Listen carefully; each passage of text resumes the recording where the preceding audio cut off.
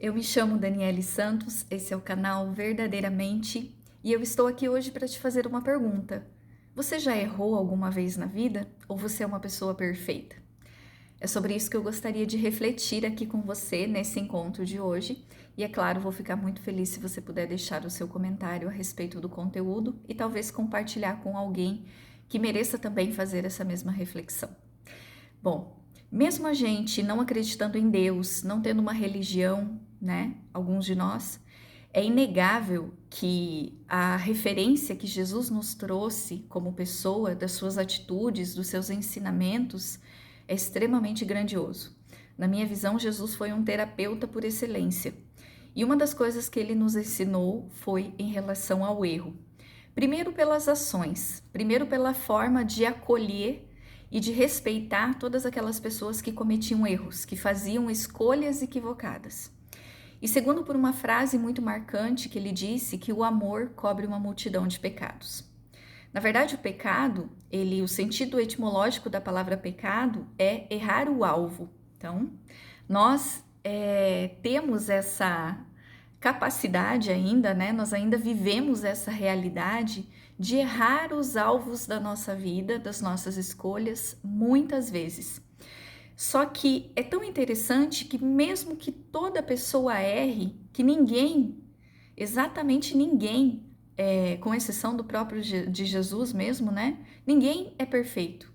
Todos nós temos equívocos, todos nós fazemos escolhas erradas, todos nós em algum momento da vida erramos uma e centenas de vezes e vamos continuar errando. Mas, mesmo a gente já vivendo aí há tantos séculos, tantos milênios, né, enquanto espíritos em aprendizado, a gente ainda não aprendeu a perceber que o erro faz parte da nossa vida. Nós temos uma sociedade totalmente perfeccionista.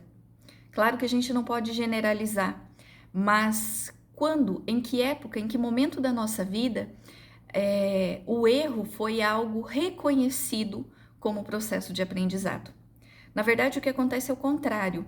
Uma pessoa ela pode ser certa a vida inteira. Ela pode ter várias virtudes, ela pode ter comportamentos muito valiosos. Mas se ela tem uma atitude errada, ela se torna rotulada por aquilo o resto da vida. E mais ainda, a ideia que a gente faz disso é que uma vez errando, você se torna o erro para sempre e você não tem mais como se libertar daquela ideia, daquele processo. E carrega muitas vezes a mácula do erro, quando reconhecido, pelo resto da existência. O que Jesus veio nos trazer, dizendo que o erro, que o amor pode cobrir uma multidão de equívocos, uma multidão de erros, é que nós ainda não reconhecemos a nossa capacidade de reparação. A gente acredita, como a história nos traz, de que a punição é a única forma de corrigir as coisas no mundo, é a única forma de educar, é a única forma de reparar, é a única forma de trazer algum resultado ou uma solução para o erro que foi cometido. Visto que nós vemos culturalmente até hoje, nessa ideia que nós trazemos ainda de que quando uma pessoa mata, uma pessoa rouba, ela precisa ficar encarcerada, ela precisa ser isolada do mundo para ser punida pelo seu erro. E não é visto uma forma adequada de colocar ela em processo de reparação, de devolução para a vida aquilo que ela fez. Assim também acontecia na escola. Hoje talvez nem tanto, mas até mesmo na minha época e de provavelmente muitas pessoas que estão assistindo, quando a gente errava qualquer coisa na escola, era punido por aquilo. Até hoje a gente é punido pelos erros, mas os acertos não, a gente não está fazendo mais do que a obrigação. Não é assim? Então, nós trazemos isso de uma forma muito enraigada, de que a perfeição ela precisa sempre existir, que uma pessoa ela precisa ser perfeita e pronta e acabada. Mas que sentido teria a vida se isso fosse real? Nós, enquanto seres espirituais, a nossa natureza ela é perfectível. Esses dias atrás eu fiz uma reflexão falando sobre isso, que a nossa perfectibilidade ela se compara, por exemplo, à perfeição de uma rosa.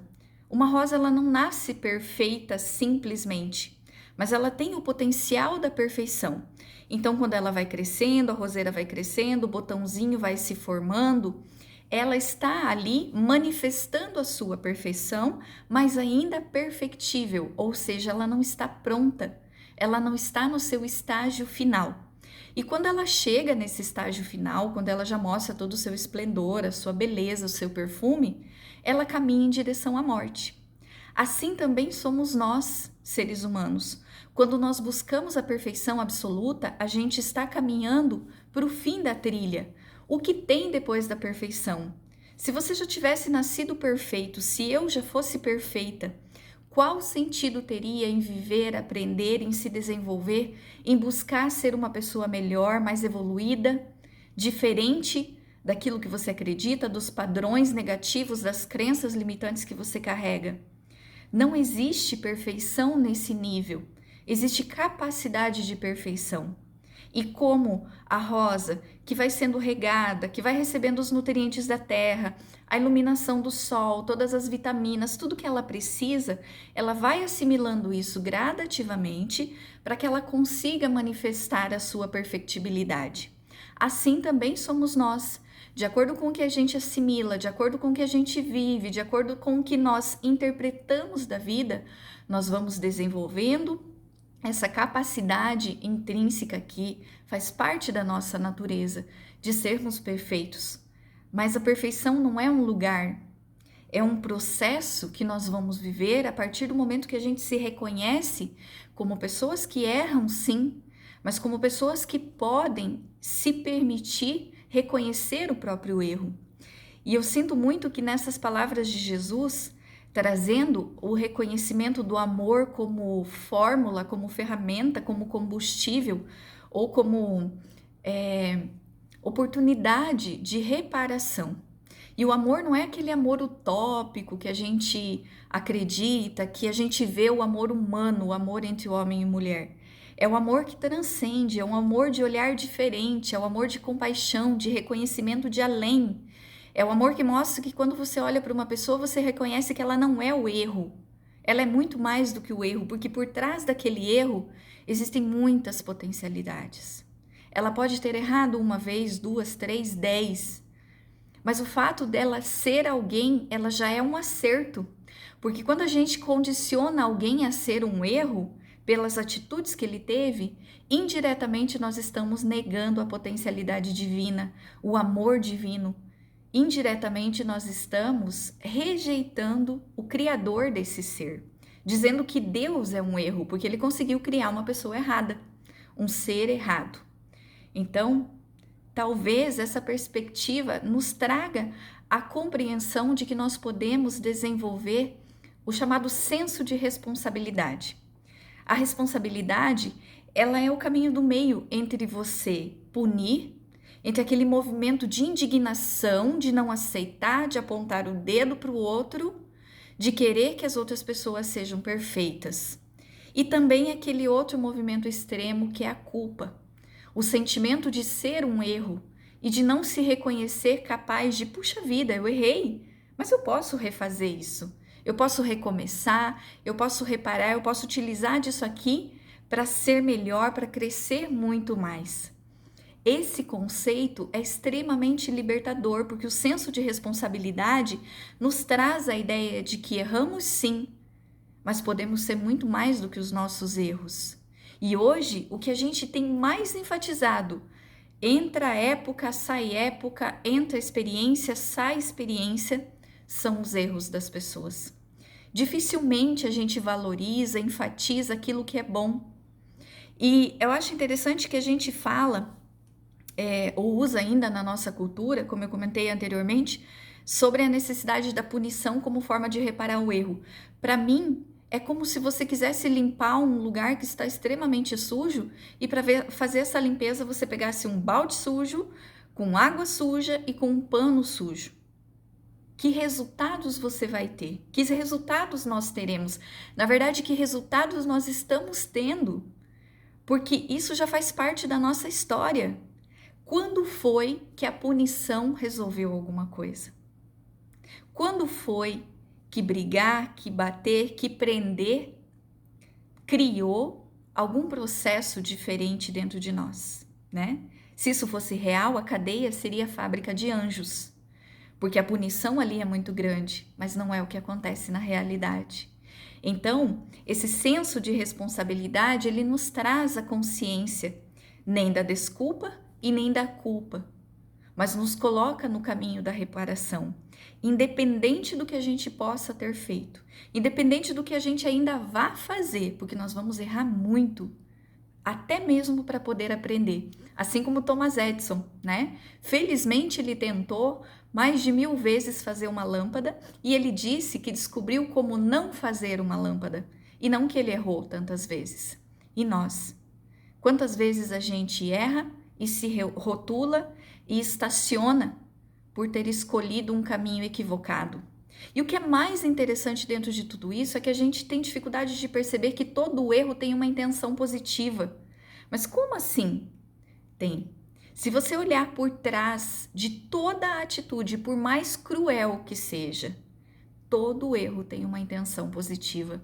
Ela pode ter uma direção errada, ela pode ter sido conduzida de uma forma que não deu os resultados adequados, mas a intenção lá no fundo, pelo menos num nível egóico que seja, a intenção foi positiva. Se você lê a história de Hitler, por exemplo, você vai perceber que toda a intenção que ele tinha por trás das suas atitudes era positiva. Os seus anseios, a sua verdade estava carregado de positividade. A partir daquilo que era verdade para ele, que era valoroso para ele, que era importante para ele. Isso não o exime das suas escolhas, mas permite que se um dia, onde quer que ele esteja, assim como qualquer um de nós, tenha consciência de caramba, eu fiz tudo isso, eu quero reparar, eu quero devolver. E eu posso devolver cada centavo. Qual é o sentido de uma pessoa assim entrar em sofrimento? Qual é a reparação que ela estaria fazendo para quem ela fez mal? Nenhuma. Então é muito mais valioso que o mal seja pago com o bem, que o pecado seja coberto por muitas atitudes de amor. Isso é possível para todos nós. Essa é a nossa natureza, essa é a nossa verdade. Então, um convite que eu quero te fazer agora, com bastante sinceridade, se isso tudo fez sentido para você, observe um pouco mais o que tem além daquilo que as pessoas fazem. Procure compreender, mesmo que você não concorde com as suas atitudes. Antes de condenar, antes de apontar o erro, veja o que tem por trás do erro. Quem é a pessoa que está ali? Antes de acreditar que ela é isso ou ela é aquilo e que ela vai morrer sendo isso ou aquilo, veja o que está além dessa pessoa. Veja o que sobra quando você tira o erro de lado. O que resta? Era isso que Jesus fazia quando ele olhava para as pessoas. Era isso que ele fazia quando ele estendia a mão. Quando ele dizia, vá, mas não voltes a pecar. Ele dizia, você é mais do que o seu erro. Acredite nisso. E isso nós podemos fazer também. Por nós, pelas pessoas, por um mundo melhor, por uma vida melhor. Lembrando que ninguém é perfeito, mas todos nós somos perfectíveis, sim. Gratidão pela oportunidade de refletir junto com você. Até o próximo encontro.